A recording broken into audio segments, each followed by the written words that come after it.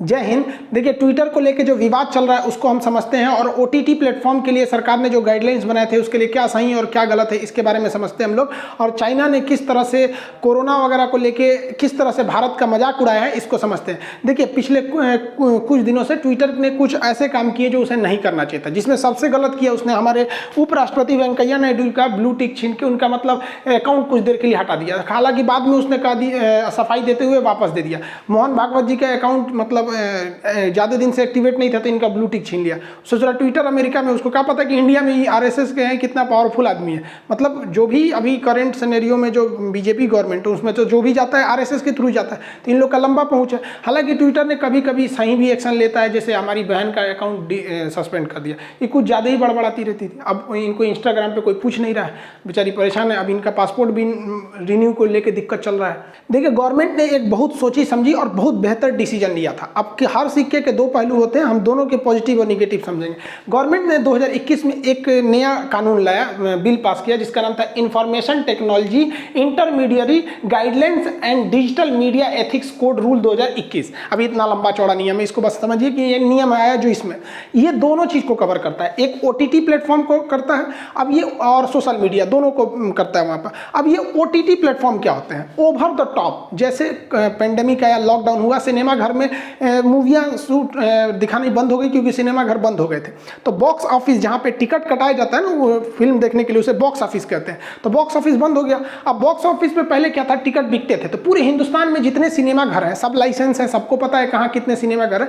तो उस पर देखा जाता था कितना का टिकट बिका, तो बोला जाता था इस फिल्म ने पहले दिन में 50 करोड़ कमा लिया, इतना कमा लिया। अब ये नहीं सुनते होंगे क्योंकि अब सिनेमा घर बंद है, तो ये ओवर द टॉप प्लेटफॉर्म पे इसको रिलीज किया जाता है। जैसे नेटफ्लिक्स है, अमेजॉन प्राइम है, एमएक्स प्लेयर, कई ठो हैं सब। ओटीटी का तो कोई कमी नहीं है, बहुत सारे हैं सब। अब ये ओटीटी वाले क्या करते हैं, ये फिल्म को खरीद लेते हैं, एक फिक्स अमाउंट दे देते हैं कि भैया ये लो और तुम हमें अपनी फिल्म भेज दो, इतना लेके तुम चले जाओ। अब ये ओटीटी वाले कैसे कमाते हैं लोग? अब ये कैसे कमाते हैं, तो ये हम लोग से मंथली सब्सक्रिप्शन ले लेते हैं, 200-300 जिस हिसाब से रेंज है, या फिर साल भर का ले लेते हैं। कुछ ऐसे भी ओटीटी प्लेटफॉर्म है जो यूट्यूब की तरह काम करते हैं। आप वहाँ मूवी देख सकते हैं, पैसे नहीं लगेंगे, बट बीच बीच में एड्स यानी प्रचार आने लगते हैं सब। जैसे यूट्यूब को भी देखिए ना, अगर आप एक मंथली सब्सक्रिप्शन ले लेते हैं यूट्यूब का, जिसे यूट्यूब प्रीमियम कहते हैं, तो आप प्रीमियम ले लेते हैं तो यूट्यूब को कुछ पैसे दे देते हैं, वो आपको ऐड नहीं दिखाता है, केवल आपको काम लायक चीजें दिखाएगा, बीच में ऐड नहीं आएंगे। तो ये ओटीटी प्लेटफॉर्म कभी कभी अपनी मर्यादा को हिल जाते थे, कुछ ऐसे फिल्म दिखाने लगते थे बिल्कुल अश्लीलता थी या गाली गलौज बहुत ज्यादा था। अब घर में लड़के भी रहते थे तो गवर्नमेंट के ऊपर बहुत प्रेशर भी पड़ता है, तो इसी के लिए कंडक्ट करने के लिए लाया गया था इस चीज को। तो इसमें काफी सारे सुधार किए गए हैं इस ओटीटी प्लेटफॉर्म में। अब इसमें कई सुधार है। अब जिसके तहत आपको पहले जो फिल्म सर्टिफिकेशन दिया जाता है, central board of film certification के द्वारा दिया जाता है, इसे सीबीएफसी। किसी भी मूवी को स्टार्ट होने से पहले इस तरह से एक सर्टिफिकेट देखते होंगे, जिसमें आप अगर देखेंगे अ या यू, ये यू सर्टिफिकेट का मतलब होता है यूनिवर्सल। इसको हम लोग कहते हैं अनरेस्ट्रिक्टेड। यूनिवर्सल या अनरेस्ट्रिक्टेड मतलब ऐसी मूवी में कोई भी गलत चीजें नहीं रहती हैं, नहीं, मतलब एकदम पारिवारिक मूवी, जैसे बागवान कितनी बेहतरीन मूवी है, तो वैसी मूवियों में यू सर्टिफिकेट, उसी कैटेगरी की जितनी अच्छी मूवियां रहती हैं उनको यू कैटेगरी दे दिया जाता है। लेकिन कुछ इसी से मिलती जुलती और भी कैटेगरी रहती है जिसे हम लोग कहते हैं यूए। ये यू का ही है, इसे कहा जाता है कि unrestricted with caution of age. इसमें भी कोई रिस्ट्रिक्शन नहीं है, लेकिन इसमें एक एज बाउंडेशन लगा दिया गया। क्यों? कि भाई कभी कभी हॉरर मूवी होती है, डरावनी मूवी, तो बच्चा अकेले नहीं देख सकता है क्योंकि एज का रिस्ट्रिक्शन है, उसे गार्जियन के पास रख के देखना पड़ेगा। अब इसकी कई कैटेगरी बना दी गई इस नियम के हिसाब से, एज रिस्ट्रिक्शन लगाया गया। देखिए यूए 7, यानी जो 7 साल के लड़के रहेंगे उनके लिए डरावनी मूवियों को नहीं रखना है, बेचारा डर उड़ जाएगा। सर रात में छोटका लड़का डर जाता है रात में ना, तो उसको रात में पेशाब लगेगा तो जाएगा ही नहीं, न तो घर वालों को ले जाएगा, पापा आप गेट पे खड़े रहना। तो पहले ही मूवियाँ में बता दिया जाता है कि भैया यूए 7 रहेगा तो छोटका सबको मत दिखाइए। उसी तरह से यूए 13 साल के लिए, 16 साल के लिए अलग अलग। अब किसी में खतरनाक स्टंट रहेंगे या फिर गाली गलौज रहेंगे, तो होता क्या है कि कुछ गाली गलौज एक्सेप्टेबल होते हैं, चलो भैया इतना तक चलेगा, लेकिन एकदम खुल के गरियाने लगोगे तो वो भी नहीं चलता है। तो वो एज रिस्ट्रिक्शन पे रहता है कि किस एज को देखना चाहिए। अगर एज रिस्ट्रिक्शन मान के चलिए 13 साल है, कोई 12 साल का लड़का देख रहा है तो वो खुद ही गलत कर रहा है, तो इसमें गार्जियन के प्रेजेंस में उसे देखा जा सकता है।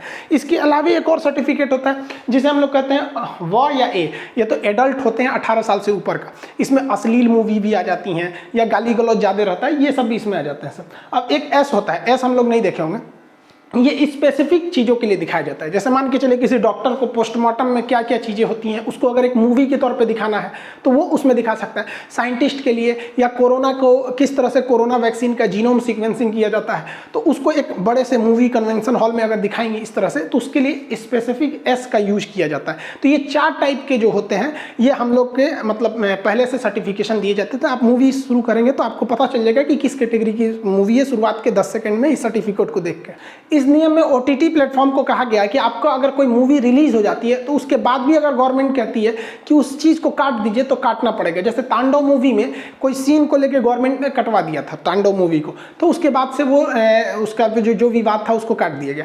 इस नियम में कई सारे और चीज़ें दिए गए। इसमें ना जो सोशल मीडिया के लिए जो सेक्शन बनाया गया, अब सोशल मीडिया में हर चीज़ आता है, व्हाट्सअप, ट्विटर, फेसबुक, ये सब चीज़ें आ जाती हैं। तो उसमें नियम काफ़ी अच्छा गवर्नमेंट ने बनाया। सबसे पहले उन्होंने कहा कि भाई आपको फर्स्ट ओरिजिनेटर का पता करना पड़ेगा कि सबसे पहले इसको किसने डाला। जैसे किसी वीडियो से बवाल मचता है तो सबसे पहले किसने डाला, या किसी पोस्टर से होता है तो कुछ का, तो ओरिजिनेटर का पता चल जाएगा। उसके बाद इसने कहा कि एक ऑफिसर आपको क्या करना पड़ेगा, इंडिया में क्या करना पड़ेगा, अपॉइंट करना पड़ेगा, जो ग्रीवांसेज यानी शिकायतें सुने लोगों की कि भैया इस चीज़ को हटाना है यहाँ है। अब उसको क्या करना पड़ेगा, 15 दिन में आपको उस शिकायत को हटाना पड़ेगा। बहुत बार ऐसा होता है किसी के MMS वायरल कर दो, बेचारा का पूरा लाइफ खराब हो जाता है। तो ऐसे चीज़ों को 15 दिन के अंदर अंदर आपको हटाना पड़ जाएगा। ये गवर्नमेंट ने इस नियम में कहा था, जो बिल्कुल बेहतरीन था। इसके अलावा कहा था गवर्नमेंट ने कि मंथली आपको रिपोर्ट फाइल करना पड़ेगा कि इस महीने आपने किस कैटेगरी के शिकायतों को हटाया, ताकि गवर्नमेंट उस पर और अच्छे से नजर रखे कि किस कैटेगरी के शिकायत आ रहे हैं। जैसे किसी के MMS का, या धार्मिक टिप्पणी कर देना, या किसी की राजनीतिक टिप्पणी करके छवि खराब कर देना, उस टाइप के ये चीज़ों को इसमें कहा गया था। तो ये तो बेहतरीन बात थी। अब सारे सोशल मीडिया ने इसे मान लिया, ट्विटर ने इसको नहीं मान रहा था। हालांकि इसमें एक और चीज़ थी जो गवर्नमेंट यहाँ छुपा रही है। गवर्नमेंट ने कहा था कि अगर हमें कोई चीज़ अनअप्रोप्रिएट लगेगी, ऐसा लगेगा कि ये चीज़ ठीक नहीं है, तो आपको वो चीज़ें भी हटानी पड़ेगी। तो ट्विटर ने कहा कि इस तरह से तो आपने तो कोई डिफिनेशन ही नहीं दिया ना कि आपको कौन सा चीज़ अच्छा लगता है या कौन सा चीज़ खराब लगता है। तो आप तो किसी चीज़ को कहेंगे हटा दीजिए, तो फिर हमारा तो एक तरह से आप मेरे मुँह पर लगाम लगा दिए आप यहाँ पे। इस पर हम आगे आते हैं, अभी चर्चा करेंगे। तो गवर्नमेंट की बात ट्विटर नहीं मान रहा था। तो हालांकि ट्विटर को भी देखिएगा, उसका भी कहना 100% गलत नहीं था, क्योंकि गवर्नमेंट पहले डिसाइड करेगी ना कि हम ये कैटेगरी बोलेंगे तो तुम उसे हटा देना। लेकिन गवर्नमेंट ने सीधा ये कह रही है कि हमको जो चीज़ अनअप्रोप्रिएट लगेगी हम आपको बोलेंगे आप 24 घंटे के अंदर उसको हटाइए। यहाँ पे ये तो भाई फिक्स कीजिएगा ना किस चीज़ को हटाएंगे। उस तरह पता चला कि कोई बात सही भी है, पब्लिक की कोई डिमांड है, गवर्नमेंट ने कहा कि भाई इससे तो हमारी छवि खराब करेगी, ट्विटर को कहो तो हटा दे, तो ऐसा भी नहीं चलेगा। तो बड़ा सारा घमासान हुआ इसमें लेके। तो ट्विटर मान ही नहीं रहा था, बाकी सब मान गए। तो गवर्नमेंट ने ना ट्विटर को भी कमज़ोर नस पकड़ लिया। 2002 में इंफॉर्मेशन टेक्नोलॉजी एक्ट सन 2000 में एक नियम आया था जिसमें कई सारे सेक्शंस थे। उसका जो सेक्शन 79 था ये किसी भी सोशल मीडिया को बड़ा अच्छा आज़ादी देता था। इसमें कहा गया था कि एन इंटरमीडियरी, मतलब जो सोशल मीडिया प्लेटफॉर्म है, नॉट टू बी लाइबल, वो जिम्मेदार नहीं है for any third party information, कि अगर उस पर कोई थर्ड पार्टी इंफॉर्मेशन, डाटा और कम्युनिकेशन लिंक मेड अवेलेबल और होस्टेड बाई हिम, यानी अगर कोई व्यक्ति फेसबुक पे कोई कमेंट करता है या फेसबुक पे कोई पोस्ट डालता है, उस पोस्ट से बवाल होता है, तो इसके लिए फेसबुक इंटरमीडियरी जिम्मेदार नहीं है, बल्कि जो पोस्ट करने वाला व्यक्ति है वो जिम्मेदार है।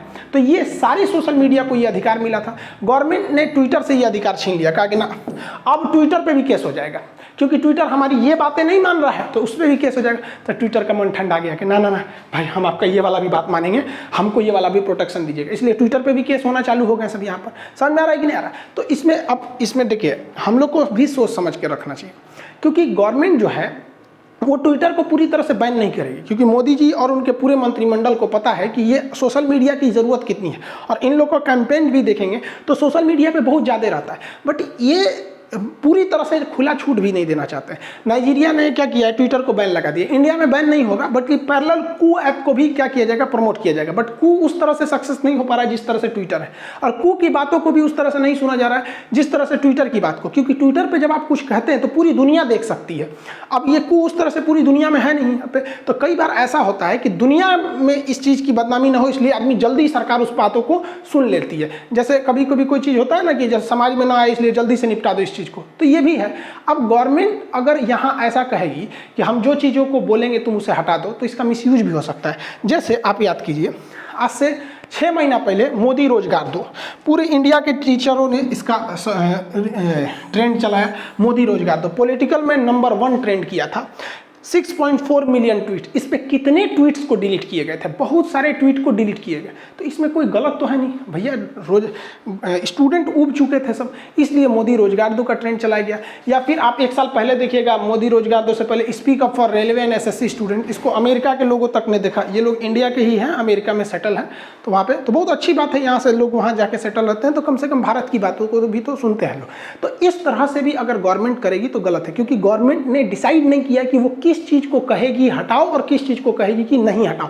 लेकिन यहाँ पे गवर्नमेंट हावी पड़ेगी, क्योंकि हमारा देश है तो नियम हमारा ही लगेगा। बाकी अगर इस कानून में ये जोड़ दिया जाए कि एक लिस्ट बना दिया जाए कि इस चीज़ों के रिलेटेड हम चीज़ों को अगर बोलेंगे तो आप हटाइएगा, तो ये कानून एकदम बेस्ट है। इसमें 90% ये बहुत अच्छा कानून है, क्योंकि हर चीज़ हमें मिल रहा है। बट एक वही है ना कि 10% की वजह से थोड़ा सा दिक्कत हो रहा है। आप अगर फेसबुक और यूट्यूब पर चिल्लाइएगा ना पेट्रोलियम का दाम महंगा हो गया, पेट्रोल का, सरसों तेल का, तो उतना ज़्यादा इफेक्ट नहीं पड़ेगा। लेकिन अगर ट्विटर पे अगर नंबर 1 ट्रेंड चला गया तो बहुत ज़्यादा इसका इफेक्ट देखने को मिलता है। ये बात हकीकत में भी है। अब आप बताइए भाई, ये सरसों का तेल ये गरीब लोग कहाँ से 200 रुपये लीटर में है का यूज करेंगे, बहुत दिक्कत हो जाता है। अब पेट्रोल का प्राइस भैया 100 रुपया हिल गया, ये बहुत गड़बड़ है। ऐसा नहीं है कि मजबूरी में हिला है, ऐसा नहीं है, क्योंकि गवर्नमेंट ने पेट्रोलियम कंपनियों को छूट दे दिया कि मतलब वो उसके ऊपर डिपेंड कर दिया कि अगर इंटरनेशनल में थोड़ा भी ऊपर नीचे होता है तो आप भी घटा बढ़ा सकते हैं। एक महीना में 15-17 बार अगर पेट्रोल के दाम में बढ़ोतरी और उसको कंट्रोल किया जाता है तो गड़बड़ बात है। आपको लगता है कि भैया ऐसा है, तो देखिए ध्यान से समझिए पूरा गणित। पेट्रोल जिसमें को मापने का एक इंटरनेशनल तरीका होता है बैरल, ये ड्राम को बैरल बोलते हैं, देहात में इसको लोग ड्राम बोलते हैं। इसमें 159 लीटर पेट्रोलियम आता है, ठीक है। अब ये हमेशा याद रखिएगा, एग्जाम में क्वेश्चन पूछता है, सोचा एक गलती करके मत आ जाना, ऑप्शन बी पे लिखा रहता है। तो ये हो गया आपका 159 लीटर एक बैरल में। पेट्रोलियम के प्राइसिंग का पूरा खेल समझिए। 2021 का तुलना हम लोग 2013 से करके देखते हैं, तो 2021 में $70 प्रति बैरल पेट्रोलियम जो क्रूड ऑयल मिल रहा है। तो पेट्रोलियम से फिर इसको पेट्रोल डीजल अलग अलग चीज़ बनाया जाता है, इसमें सरकार की भी कुछ कॉस्टिंग आती है। अब यहाँ क्या होता है, ना किसी को डॉलर समझ में आता है ना बैरल समझ में आता है। तो बैरल तो बता दिए 159 लीटर होता है। अब हम इसको कैलकुलेट करके आपको बता देते हैं। इसमें 70 में 72 से गुणा कर देते हैं तो ये रुपया में आ जाएगा, इसमें गुणा कर देते हैं 159 से तो लीटर में आ जाएगा। तो अभी सरकार को जो कच्चा तेल यानी क्रूड ऑयल मिल रहा है वो 31 रुपया प्रति लीटर मिल रहा है। अब इसको सरकार रिफाइन करके बेच रही है 105 रुपया, अलग अलग राज्यों में कहीं 102 है, कहीं 105, 106, अलग अलग राज्यों में। इतना भयानक मार्जिन है, जबकि सरकार को प्रति लीटर अगर इसको बेचे पेट्रोलियम को, अगर ये 50 रुपये भी बेचती है सरकार ना, तो भी इसको प्रॉफिट आता है। क्योंकि प्रति लीटर अगर इसको देखते हैं लोग ना, तो 7 रुपये इसकी मार्जिन, मतलब पर लीटर 7 रुपये कॉस्टिंग आ जाएगी, एक रफली आंकड़ा मिला लीजिए तो। लेकिन एकदम फ्री, मतलब एकदम सस्ता भी नहीं दे सकती है गवर्नमेंट, क्योंकि उसके अपने भी कुछ खर्चे होते हैं। भले बोल दिया गया है कि वैक्सीन देंगे फ्री में, तो वैक्सीन का पैसा नहीं लेंगे तो कहीं और से पैसा लेंगे। तो इतना लंबा मार्जिन रखा गया है पेट्रोलियम पर। अब आप इसकी तुलना करिए पहले के वक्त में, 2013 में।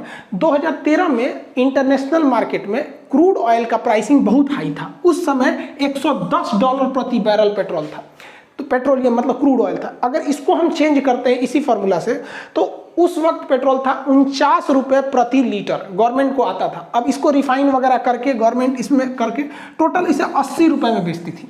तो उस वक्त गवर्नमेंट का मुनाफा ज़्यादा नहीं रखा गया था पेट्रोल पे, जबकि अभी बहुत भयानक मुनाफा है। अब ये ओपन मार्केट में आप इस डाटा को आराम से देख सकते हैं, ऐसा नहीं है कि इसको कोई छुपाएगा, पूरी ट्रांसपेरेंट रहती है कितना रेट रहता है। तो यहाँ इस वजह से थोड़ा सा पेट्रोलियम ज़्यादा हो जाता है। अब भाई जो इंसान EMI पे गाड़ी लिया है बेचारा, अब वो छोटी मोटी जो ड्यूटी करते हैं लोग, 15-20 हज़ार जिनकी सैलरी रहती है, तो कहाँ से भरवा पाएंगे 110 रुपये 105 रुपये लीटर पेट्रोलियम। अब ये सब चीज़ें जब ट्विटर पे जाने लगती है तो गवर्नमेंट पे प्रेशर पड़ता है। ऐसा नहीं है कि गवर्नमेंट सुधार नहीं सकती है, इससे बुरे बुरे दिन हम लोग देखे हैं लोग। 1991 में भारत का सबसे काला दिन था। उस समय प्रधानमंत्री PV नरसिम्हा राव थे और वित्त मंत्री थे आपके मनमोहन सिंह के पास था वहाँ पे। तो उस समय हम लोग के पास केवल $3 बिलियन फॉरेन रिजर्व था। अभी के वक्त में कितना है, 605 बिलियन डॉलर है, लेकिन उस वक्त केवल 3 बिलियन डॉलर, यानी हमारे पास केवल 15 दिन का पैसा बचा था।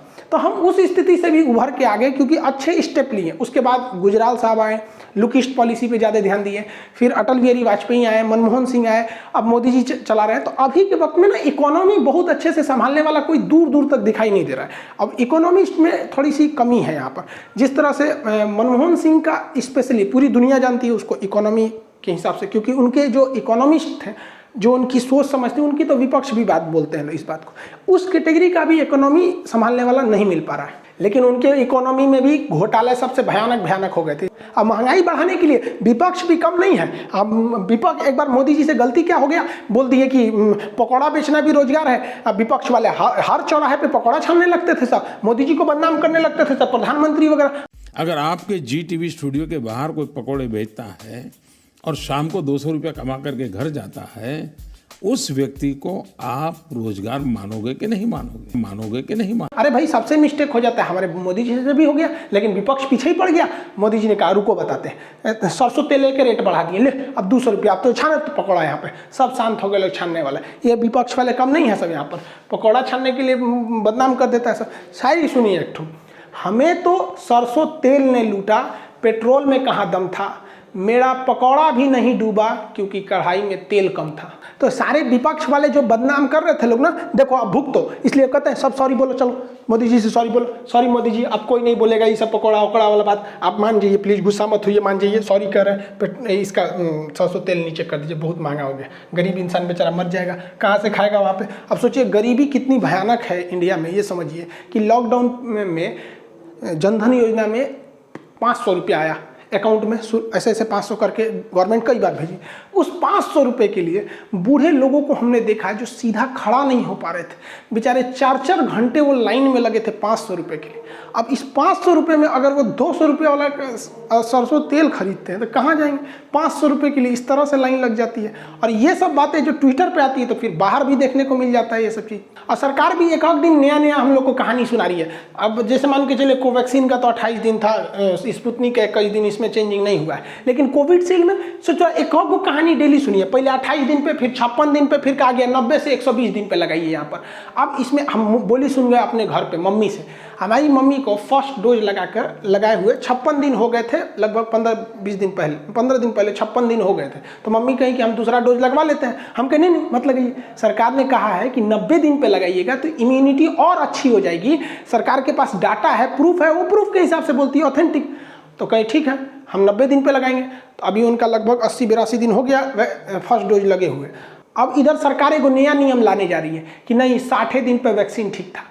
हमारी मम्मी 56 दिन पे लगवाने जा रही थी, हम रोक के उनको लगा दिया, अभी हेल गया, 80 दिन हेल गया। अब मम्मी हमको करिए रे तोरा पढ़े ले कौन फायदा, तोरा कुछ अता पता नहीं है यहाँ पे। हम कहिए भाई हम कोनो वैज्ञानिक थोड़े हैं, गवर्नमेंट के ऑफिशियल डाटा से हमको लगा पूरा रिसर्च करके किए होगे। अब बोली सुन गए हम यहाँ पर। अब सरकार कह रही है कि विपक्ष बदनाम कर रहा है, गलत अफवाह फैला रहा है। तो एक काम कीजिए, आप ये जो मोबाइल पे कोरोना वाला कॉलर ट्यून बजता है ना, इसको हटा के और कहिए कि सरकार की हर नीतियाँ अच्छी हैं, हर एक डाटा एकदम अच्छा है, आप विपक्ष के बहकावे में मत आए। अब ये कॉलर ट्यून बचेगा यहाँ पर। भाई आप एगो फिक्स कीजिए ना कि पूरा पब्लिक परेशान है, नहीं तो कुछ दिन में सरकार क्या कहेगी, एक के साथ दोनों वैक्सीन लगा लो, एगो दाहिना हाथ में एगो बायां हाथ में, एगो पीछे लगा लो, बूस्टर उड़ जाए एकदम, corona proof, bullet proof, water proof. अभी कोरोना का दर्द कम नहीं हुआ था, हमारा पड़ोसी चाइना इतना गलत काम किया है कि उसने अपनी जो भोंपू मीडिया है उसकी ग्लोबल टाइम्स, मतलब उस जो देखिए ग्लोबल टाइम्स में वही छपेगा जो सरकार बोलेगी। उसने G7 की जो मीटिंग हुई थी, हम पिछले वीडियो में बताए थे कि चाइना के खिलाफ किस तरह BBW प्रोग्राम चलाया गया, उससे बौखलाया, इतना खराब कार्टून बनाया, पूरी दुनिया को बुरा लगा होगा। ईसाई धर्म के इसमें मतलब कार्टून बना दिया गया यहाँ पे। अब ईसाई धर्म का एक लास्ट सपर एक बहुत फेमस ये एक आर्ट था, लियोनार्डो दा विंची। इसमें ईसा मसीह को लास्ट में यही दिखाया गया कि यहीं पे वो लास्ट में अपने अनुयायियों के साथ भोजन वगैरह कर रहे थे। ये काफ़ी फेमस है ईसाई धर्म के लिए। अब चाइना इसकी तुलना G7 की मीटिंग से किया।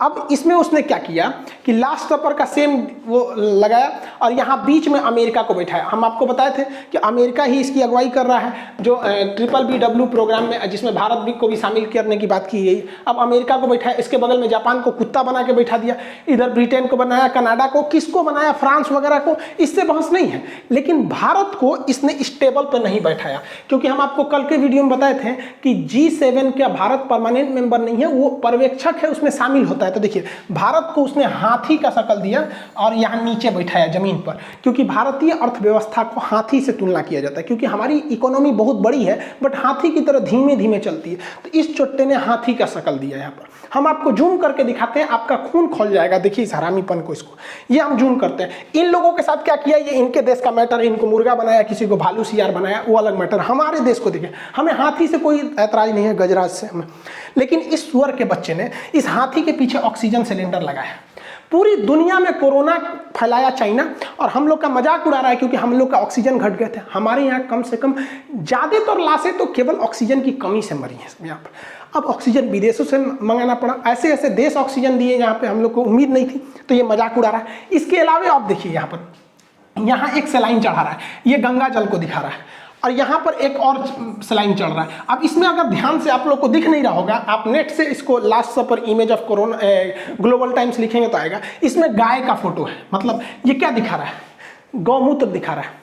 और जब हरामीपन कर, भारत में हिंदू की आस्था है, ज़्यादातर मेजॉरिटी यहाँ है, वो गोमूत्र कोई प्यास बुझाने के लिए नहीं पूछते हैं, उनकी आस्था है किसी के में उसमें नहीं जाना चाहिए, इससे सेंटिमेंट्स हर्ट होते हैं। अब यहाँ गंगा जल चढ़ा रहा है, अरे भाई साहब हमारे यहाँ आस्था है, कोई गंगा जल में विश्वास करता है तो कोई आबे जमजम में विश्वास करता है। तो इस तरह का मजाक, वो भी वो देश जो कोरोना फैलाया पूरी दुनिया में, उस हरामी के बच्चे ने दिखाया कि इस तरह की मीटिंग से कुछ होने वाला नहीं है चाइना को। उसकी सरकारी मीडिया इतना हिम्मत कर सकती है, क्योंकि चीन की मीडिया जो लिखती है वो ये माना जाता है कि चीन की सरकार के कहने पे लिखिए, क्योंकि वहां मीडिया का पूरा कंट्रोल है। लेकिन भारत की मीडिया स्वतंत्र है, लेकिन इनको आपस में लड़ाने से फुर्सत नहीं मिलता है। अकलेल बकलेल को दुगो को बैठा के आपस में लड़वाएगा सब। इस तरह का मैगजीन क्या हमारे फ्रंट पेज पे छप सकता है? Father of corona, father day के दिन सबसे अच्छा इमेज अगर कुछ हो सकता है तो ये हो सकता है। हमारे न्यूज़पेपर पे ये छपना चाहिए कि चाइना का बेटा जो कौन, ये शी जिनपिंग का बेटा कोरोना है, इससे अच्छा फादर कौन हो सकता है? इसका बेटे ने पूरी दुनिया में तबाही मचाई। लेकिन नहीं, हम लोग चाइना का नाम आता है तो सोच समझ के काम करने लगते हैं। हम लोग को भी एग्रेशन दिखाना चाहिए। भारत यहाँ कुछ खास स्टेप नहीं ले लेता है, वहां पर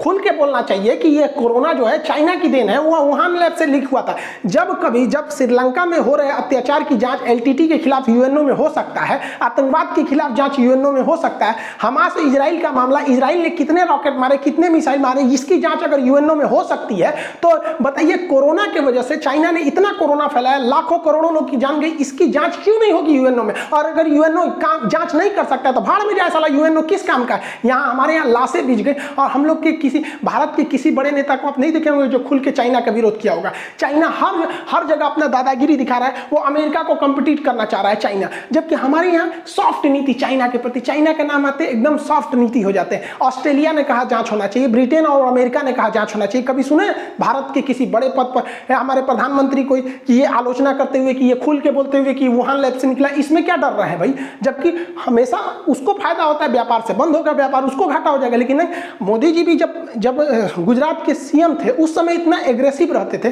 भाषण देते थे कि चीन को ऐसे सबक सिखाना चाहिए। अब तो खुल के स्टेटमेंट नहीं देता है। हमारी सीमा पर चाइना घुस गया, जब उसकी बड़ी टेंशन थी, चर्चा थी, उस समय और उसी इश्यू को लेकर के हमारे फॉरेन मिनिस्टर चाइना गए। चाइना जाके क्या बोले? And he made statement that he likes Beijing so much that he wants to stay there.